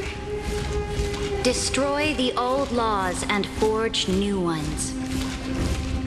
My conquest has reached its limits within the borders of Amphoreus. Since the prophecy already decreed that the Imperator would never conquer the stars as she wished, I will bow out here and try no more. More Chrysosaurs bearing divine authority will be born, and many more heroes will arise. Will they demand peace or war? Will they resist tyranny or become the next Imperator? I do not care.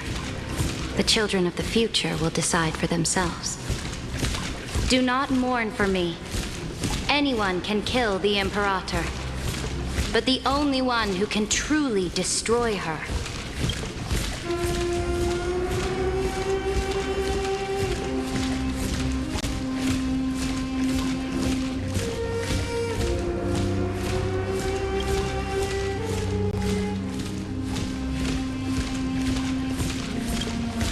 is Saridra. At the end, I faithfully recorded the most important battles in the Imperator's life. Her conquest was about to be completed at this point in the story. However, for some reason, a memory suddenly entered my mind just as I was about to put down my pen. It was a journey on a fantastical train. I had the honor of having a heart-to-heart conversation with the Imperator under the stars, and I asked her this question at the end of that discussion. How do you want history to remember you? As a hero who gave up her life for the Flame Chase? Or as a tyrant? She answered so quickly, as if she had made up her mind long ago. I would rather be forgotten than be defined.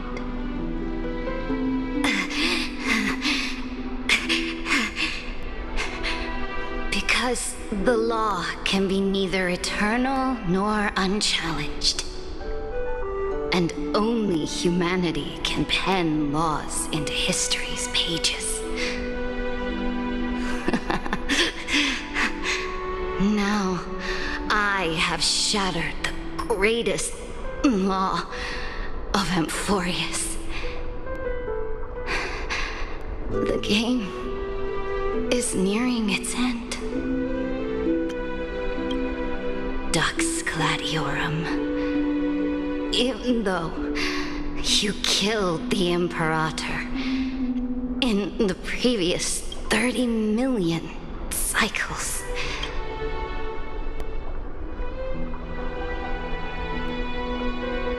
this time you finally found your own law. Then High Sealants, Electra.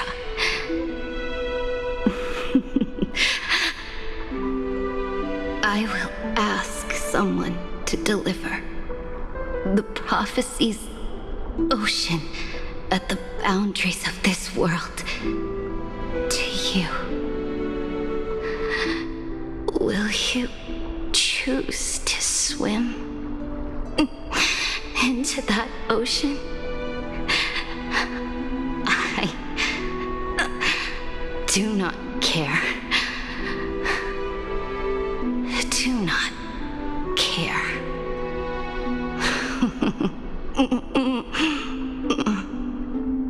The Imperator muttered about her conquests, and news of her death spread in the city. Freedom! Liberty! The tyrant is dead! Go! Shout this news in the streets! Oh, my people, my fellow elders, do not panic. Stand your ground. That tyrant has paid for her ambition with her life. People once cheered for my ascension, and now they cheer for my fall. No matter. I am fond of applause.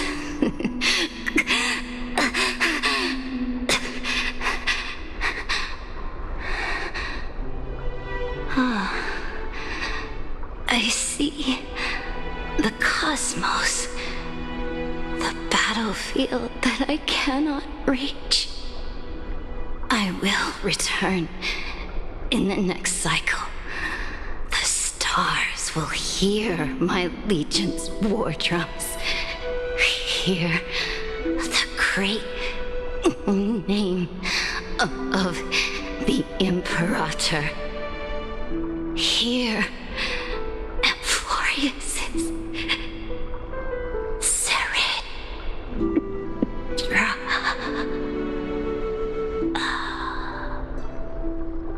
To this day, we do not know which rule the Imperator overwrote at the cost of her life. Perhaps the truth will only be revealed at the moment of checkmate, just like every chess game she ever played. We only know her death inflamed Akama.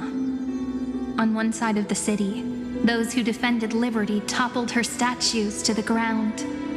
On the other side, her supporters put themselves between the masses and her monuments, declaring loudly that the Sovereign is still among the people.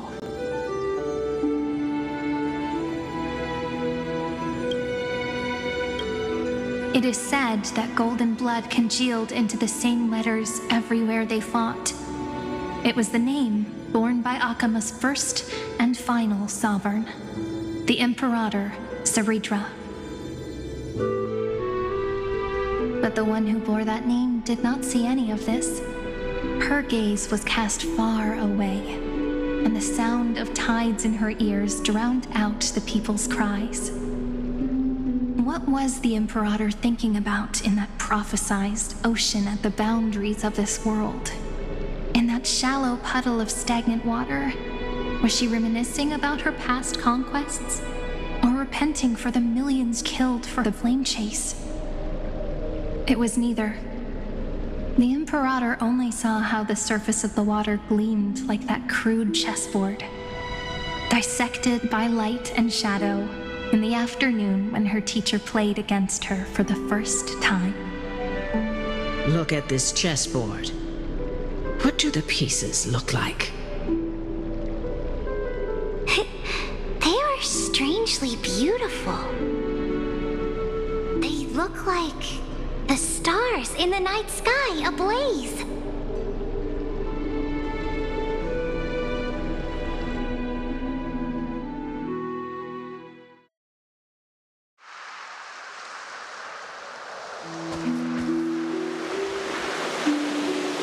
From that page emerged an ocean so vast, so pure, not a single trace of corruption. Is this Ceredra? Electra, my subject. Ever since you walked out of the tainted ocean and pledged yourself to me, I have seen the abyss in your eyes and the emptiness in your heart. That was why I promised you a new ocean, where the Imperator's ambitions would serve as the currents, and loyalty would be its light. Electra, my subject. You have done your duty as my blade. The prophecy has now made its final decree on the road I intend to walk. My conquest is doomed to never reach the stars. But the Imperator never makes empty promises. So take this memory, this ocean, beyond the sky, as witnessed by the Deliverer. This is the final gift that the Imperator can leave for her subject.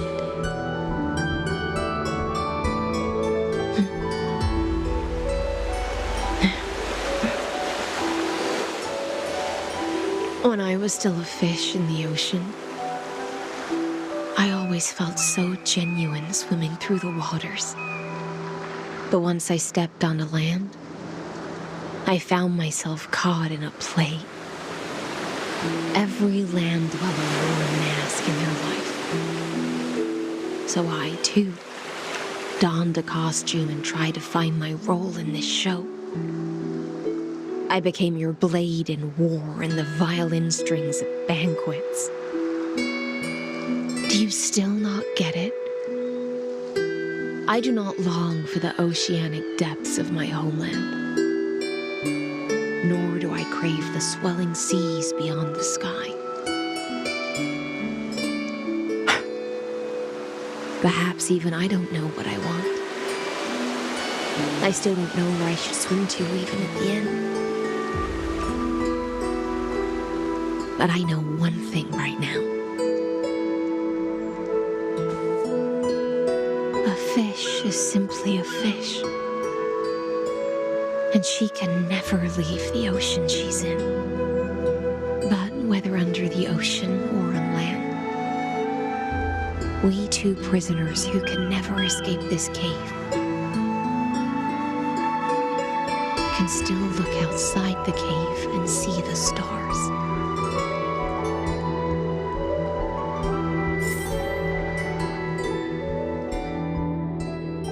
I have to admit, the 12-factor simulation of life in this experiment has far exceeded my expectations. Make your choice then, Senior Society member. Do you want to keep walking down the wrong path and be remembered for your incorrect conclusions? Or do you want to return to the audience's seat and give yourself, Amphoreus, and the entire cosmos a more fitting end? I must refuse. A dead man never fears death. Did I not make myself clear? Have you forgotten about our dear Lord of Silence? You wouldn't want her to consider your 8 other clones as cancers within the erudition and chop them all up, would you?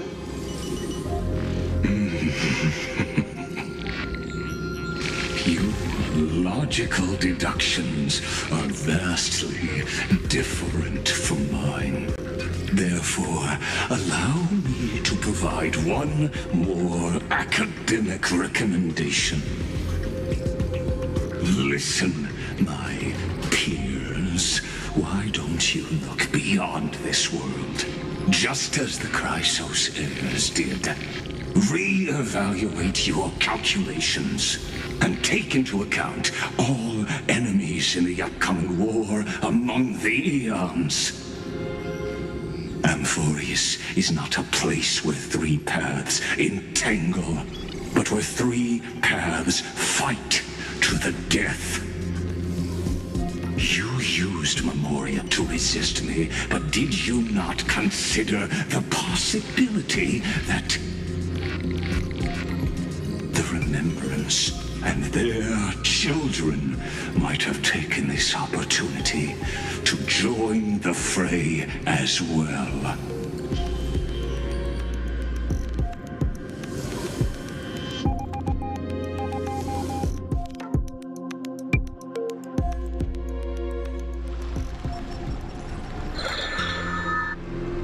Oh, so this isn't just silence. It's the answer. What was the last thing he said to you before you parted the waters at the Scale Gorge waterscape? A tricky question, but one with a simple answer. He didn't say anything back then, right?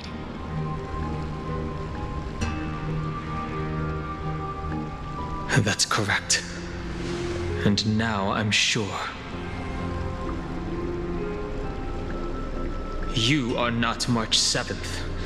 There's no way she would remember that detail.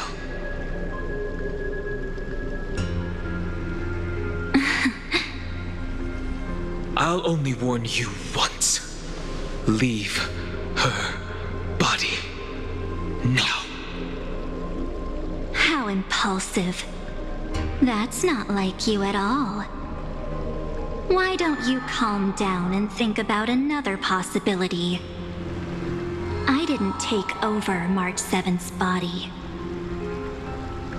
Rather, it's March 7th who regained my memories.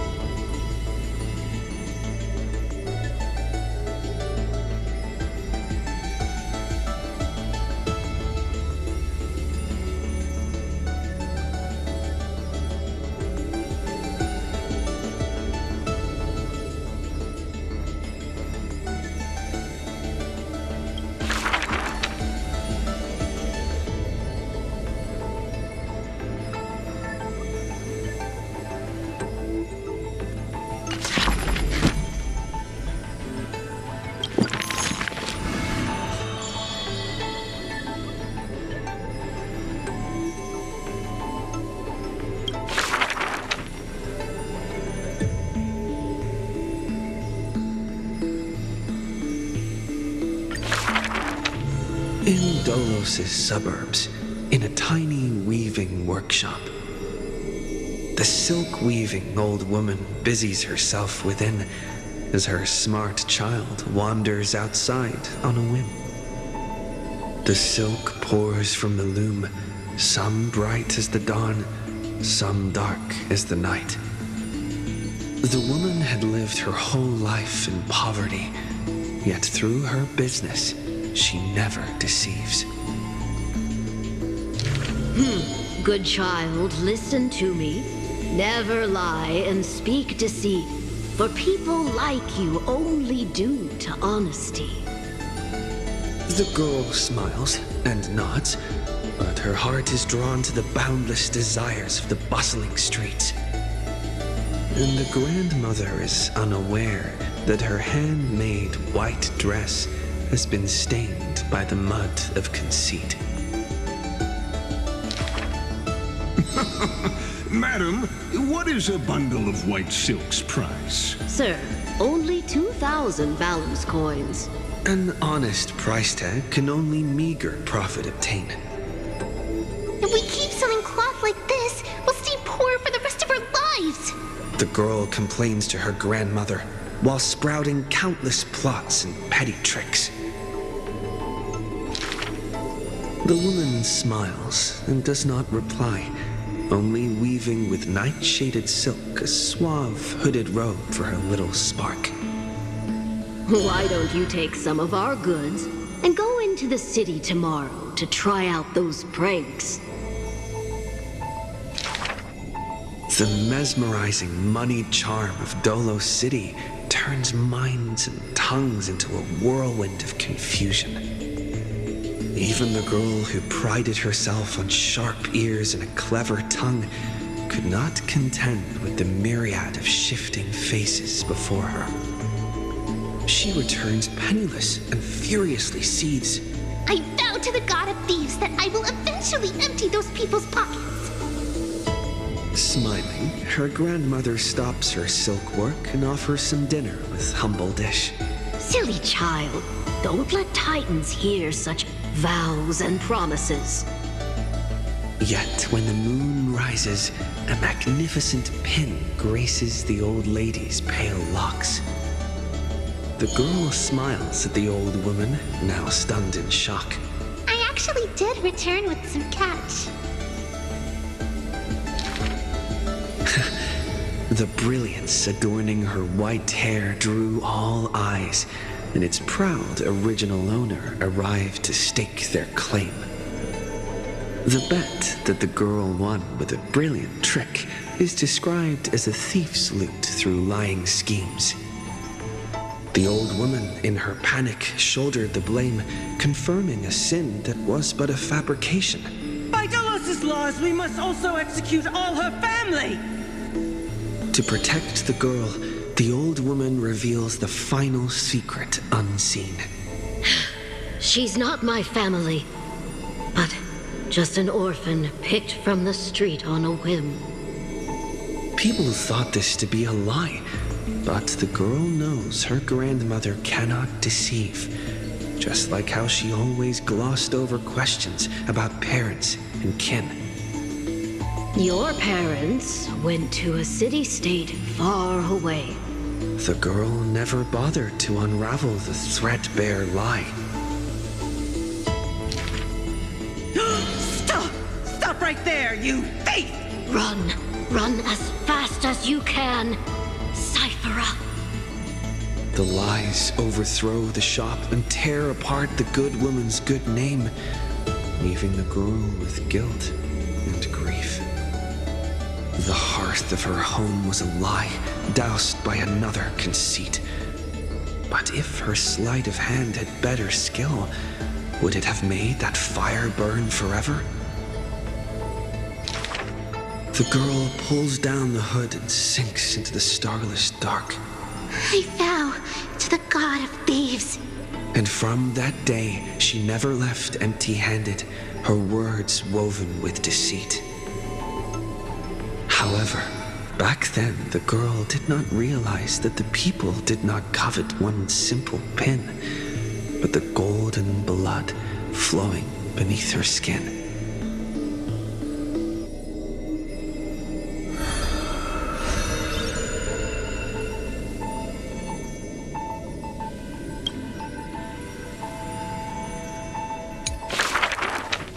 If every single scar equals a coin, then the girl always pursued would be worth her weight in gold. Deception, theft, and night heists. But her nerves failed her when it mattered most. The girl clutches meager loot to her chest and escapes, muttering curses, bearing her pain. We're head on. I definitely win next time.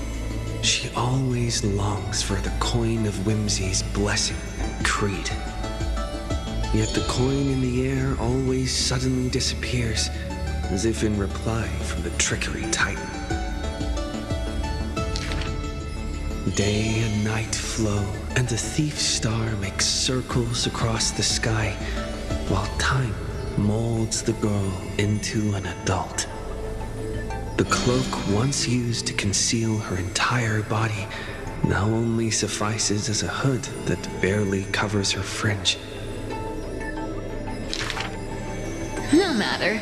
These days, I have no need to hide. With a confident stride and a silver tongue, her perfected fraud thieving every opportunity as a result. And at curtain fall hour, those treasure-seeking steps fade into the moonlight. When she appears again, her arms are laden with money's weight. What is the art of thieving? Stealing from the poor. Not enough loot. Stealing from the rich. That's a boring task to boot.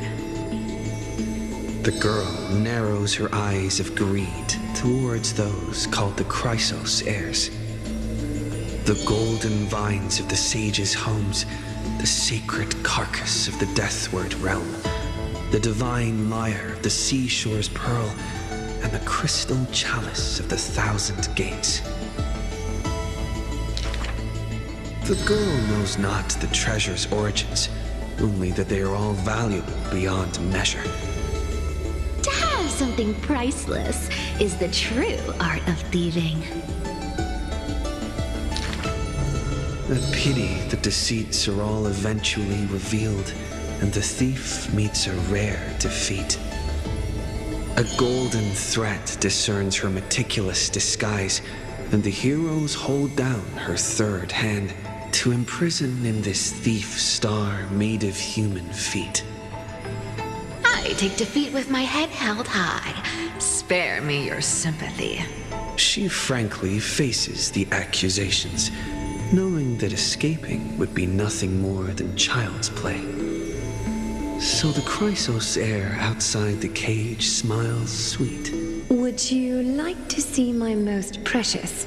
A treasure bride? It is a dress, like the beauty god Nestia's divine body. More blinding than the sun, rivaling the moon in its glory. It is woven by divine threads. It captivates even the gods. But all the lies and deceit are revealed under the golden thread's query. The world-famous thief is stirred by such grand words into a flurry. Then just you watch. This wondrous dress will forever remain in my own gallery.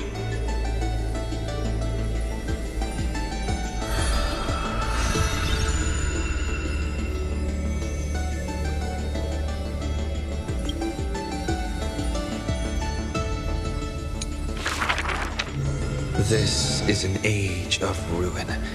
The Chrysos War ignites once more, while Zagreus's taunts ripple through the city streets. This is also an age of splendor. 300 thieves spring forth from Dolos, each scheming to conceal the truth from prying eyes, robbing the rich to give succor to the poor. Every one of them deceives gods and men alike, righteous and valiant. The flame-chased journey has been cut short midway, yet the girl pounds her chest at the gold weaver, not afraid. The core flame of trickery is near.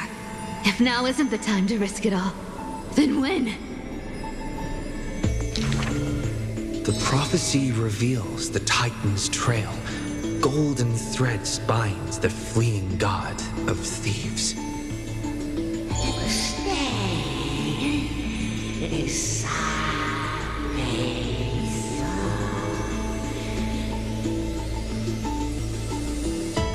The young girl flashed a grin and walked towards the god who was pretending to smile. I once vowed to the god of thieves that I would force trickery to reap what they have sown. The Titan whispered from the vortex, the god of trickery's earnest plea. They made a promise to the girl who entered the trial, that the whole world would be bathed in light, no more lies and deceit.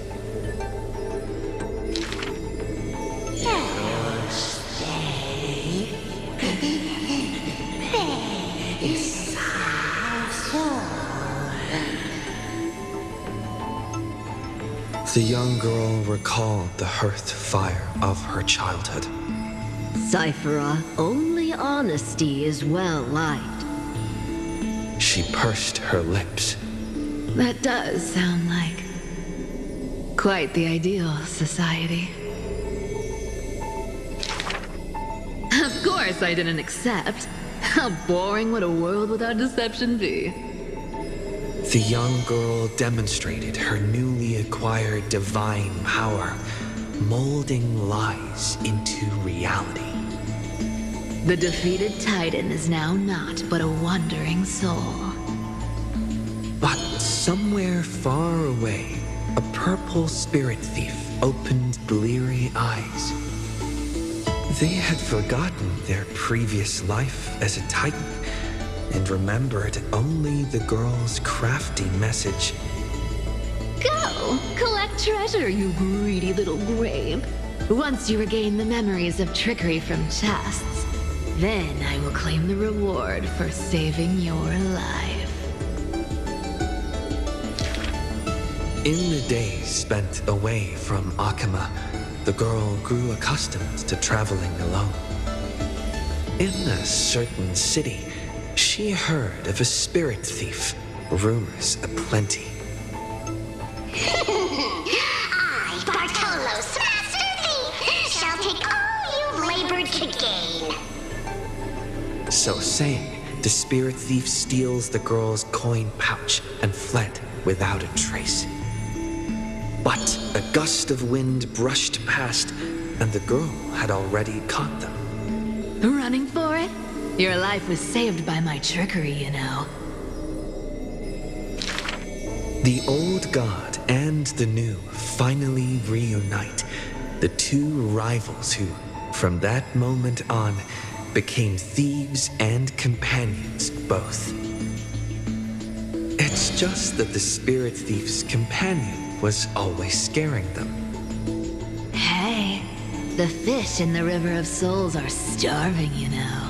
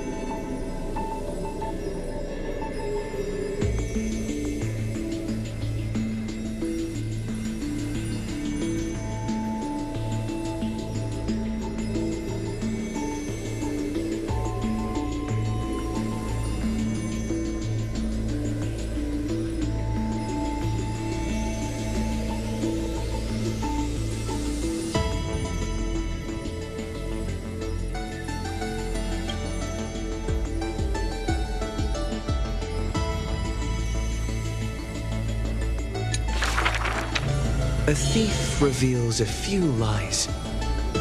The first lie is called, "Fellow thieves, come on and deceive gods with me." The world has already forgotten that feast. Lies unnumbered that drowned the day of souls. Schemes uncounted, burning for a night of revelry. 300 thieves shackled in imprisonment in exchange for a titan's resigned confinement. To have managed to trick the Grand Master of all tricks. I can die happy now. This was Dolos's great achievement, the deception of the gods, where even Zagreus was fooled. The second lie is called, "The god of trickery is now not but a wandering soul." Why did she spare the Titan's life? The young girl knew not, even after asking herself. Was it greed for the treasure they promised, or had she vaguely perceived their lonely fate? It's because you're every bit as despicable as I am. It's such a relief not having to deal with the noble. The girl dismissed and made light of herself, only forgetting trickery was once a god that supported the world. The third lie is called, "Oh, eternal day, endlessly illuminate the holy city." At dawn cloud, the chaplain's secrets foretold the coming of that endless night. What if my lies are more sophisticated? Can the dawn last forever? No end in sight? Bearing the fate of the thief star, the girl was long used to walking in shadow. But as she gazed towards the holy city's dawn, her duty became fixed in her heart, stalwart in might. The fourth lie is called, "There's no reason. I just don't want to see you again." The girl tried to mask her nonchalance, but could never fool the golden thread's questions. But it is the false-hearted malice that most powerfully forces belief. A true flame-chase hero willingly faded from attention, while the wayfaring traveler grasps tight onto fleeting light. She used divine power to forge a mask and conceal the last of her true heart. The fifth lie is called, no. There are no more lies left. The whimsical coin fell to the ground, telling the tale of fate fulfilled. Travels unwitnessed, ruses unknown, to whom may these now be told? Lies are always but lies. But you can make them more beautiful than the truth. Under the somber sky, golden blood soaked the thief's cloak. Like a golden thread tailored just for her, an exquisite robe that she never stole.